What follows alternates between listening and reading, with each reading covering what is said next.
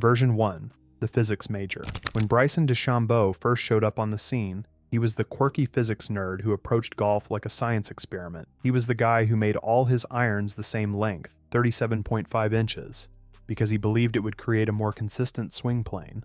This was revolutionary and completely weird at the same time. Every other golfer on the planet used clubs that got progressively shorter as the loft increased. Not Bryson. He decided physics and biomechanics could be optimized with single-length irons, and he committed to it completely. He talked about science constantly. Air density, swing plane angles, launch angles, spin rates, everything was calculated and measured. He wore a flat cap that made him look like he belonged on a 1920s golf course. The golf world didn't know what to make of him. His amateur career backed up his theories. He won the NCAA Individual Championship and the U.S. Amateur in the same year, only the fifth player ever to accomplish that feat. The others? Jack Nicklaus, Phil Mickelson, Tiger Woods, and Ryan Moore. That's elite company. But on tour, he was still finding his way. He was good, but not dominant. He won his first PGA Tour event in 2017, but he wasn't blowing anyone away. He was just the smart kid with unusual ideas who could play solid golf. Version 2. The Methodical Grinder. As Bryson established himself on tour, he became known for his painfully slow pace of play. Every shot took forever because he was measuring everything. Wind speed, elevation changes, air density, temperature, all of it factored into his calculations. He'd stand behind the ball with a yardage book that looked like a PhD thesis, consulting with his caddy about numbers that seemed absurdly precise. He wasn't playing to 150 yards, he was playing to 147.3 yards with a 2.1 miles per hour, helping wind at 67 degrees with 45% humidity. Fans and fellow competitors got frustrated. He was slow, really slow, but Bryson didn't care. He believed his method was superior, and the results were starting to prove it. He won multiple times, including the 2018 Memorial Tournament, and climbed into the top 10 in the world rankings. His putting method was equally unique. He used a long putter with the same length principle, and he approached every putt as a physics problem. He'd read greens with the precision of a surveyor, mapping out every break and calculating the exact speed needed. This version of Bryson was polarizing. Some people appreciated his analytical approach and commitment to his process. Others found him insufferable and pretentious, but nobody could deny he was winning golf tournaments with a method that was completely his own. Version 3. The transformation begins. Then something changed. After the 2019 season, Bryson decided that being smart wasn't enough. He wanted to be the longest hitter on tour, and he was willing to do whatever it took to get there. He started eating. A lot. Protein shakes with ridiculous amounts of calories. Multiple full meals per day. He was consuming 5,000 to 6,000 calories daily, with the goal of putting on serious muscle mass. The golf world watched in fascination and horror as Bryson bulked up. He gained 40 pounds in a matter of months. His body completely transformed. He went from a normal-sized golfer to looking like a linebacker who happened to play golf. His arms were massive. His chest was huge. He looked like he should be playing football, not hitting golf balls. And he started crushing the ball. Distances that seemed impossible became routine. He was hitting drives 350-plus yards consistently. He wasn't just long, he was absurdly long. He made PGA Tour courses look like pitch and putts. The golf traditionalists lost their minds. This wasn't how golf was supposed to be played. You couldn't just muscle your way to success. Except Bryson was proving you absolutely could, and he didn't care what anyone thought about it. Version 4. The Bomber. By the time the 2020 US Open rolled around at Winged Foot, Bryson had fully embraced his new identity. He showed up looking like a different human being, and he proceeded to demolish one of the toughest courses in golf through sheer power. While everyone else was hitting irons off tees and playing conservative, Bryson was bombing drivers over bunkers and hazards, turning par 4s into pitch and putts. He hit a 360-yard drive on the first hole. At Winged Foot, a course designed to punish aggressive play, he won by 6 strokes.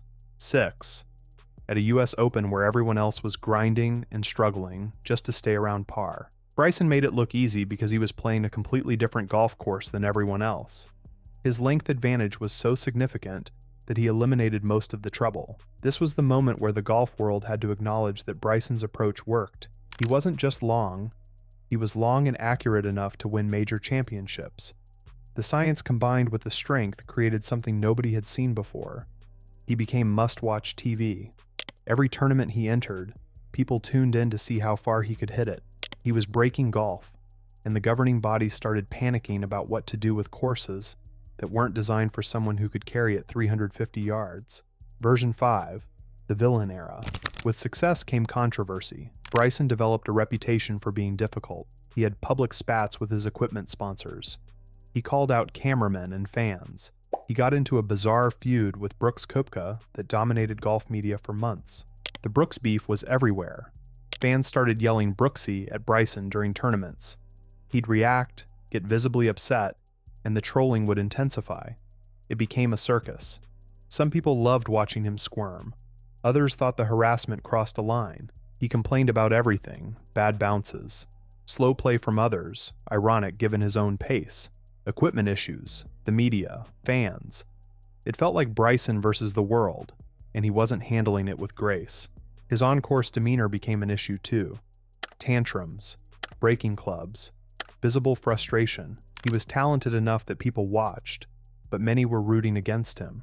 He'd become golf's villain, and it seemed like the pressure was getting to him. But here's the thing, he kept winning. He kept performing.